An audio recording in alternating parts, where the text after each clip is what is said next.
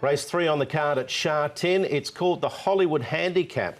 It is for the lower graded Class 5 gallopers, 1400 metres. It's fair to say there are no stars in this race. A lot of them are dropping in grade for the first time as well. Blazing Partners, Flying Noble, Enormous Honour, Joy Master, Natural Flair, Red Brick Fighter, Gallant Spirit and Sun Fox Hunter all dropping into this class.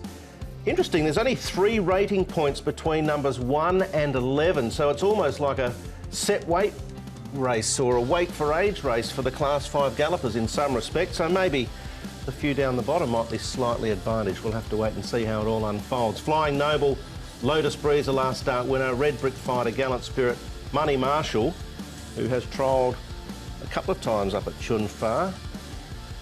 Been up there with some company, plenty of horses at Chunfa doing their work. And there's a few interesting horses here that could potentially lead. One is Red Brick Fighter, who's got the blinkers on and was sent out to lead in a recent trial up at Chungfa. So he could be potentially at the front of the field here. Captain Boss, he's drawn gate number 10. So it'll be interesting to see if he can get down to the rail from gate number 10. You've got Sure Win, who's drawn gate 12. He's predicted to sit forward as well. And a couple of others that aren't going to be too far away are Sun Fox Hunter and Money Marshall. Natural Flair and Gallant Spirit with the rough end of the deal there. Flying Noble, the first one I'm going to look at here. He's put on 34 pounds in the off-season. He's changed stables. He's gone from Dennis Yep to Benno Yeung, and his track work's been really good. So he seems to be thriving at the moment, and he does like the course and distance. See him going well there. The next one we're going to have a look at here is Association Fans.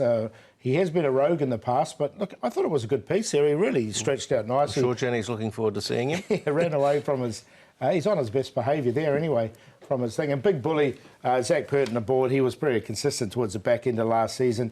And look, he's going nice and easy here. He looks like another one that's summered well. So I think he's a big chance here, Hollywood, Brett Davis. Yeah, well, I mentioned 1 to 11, only 3 points in difference in the ratings. If you look at Big Bully as well, he's only another 2 points further down, and then it's a big drop to Captain Boss and obviously Money Marshall, the lowest rated galloper by quite a few points. So, interesting race. We're going to start off with an old greybeard in Enormous Honour. He turned 9 in the off-season. He gets into this class for the very first time at start 65, and he's only a few pennies away from touching $5 million in prize money. I thought it was worth showing this because he was basically last coming out of the gates. He got a long way back. This was going back to the 26th of May, and you can see him charging home down the outside. This race was won by Monica, who won a couple of races during the course of last season. He's finishing off particularly well. He's got the visor on for the first time. Matthew Poon with the £3 claim. So he's not without a chance in this race. No, I could have been actually. Look, he had 2 wins last season. They're both of 54, and he's down to 39. As Brett mentioned, he's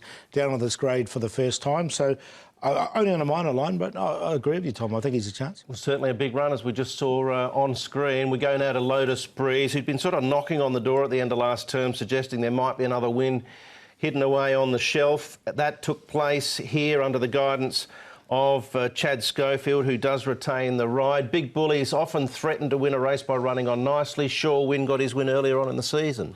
Yeah, Lotus Breeze, for me, is a real hard horse to catch. You've got these horses that are hard to catch. For me, he's the one, so I've left him out again. I thought Big Bully was a good run, though. He hit the line very strongly, but we know Lotus Breeze has got the ability, if he wants to put it forward. I left him out, though. He's had a really quiet barrier trial since as well. I thought the horse out of that race to follow certainly was Big Bully. He drew barrier 1 there, Lotus Breeze. He's got 8, so it's a little bit trickier in that respect, you would think.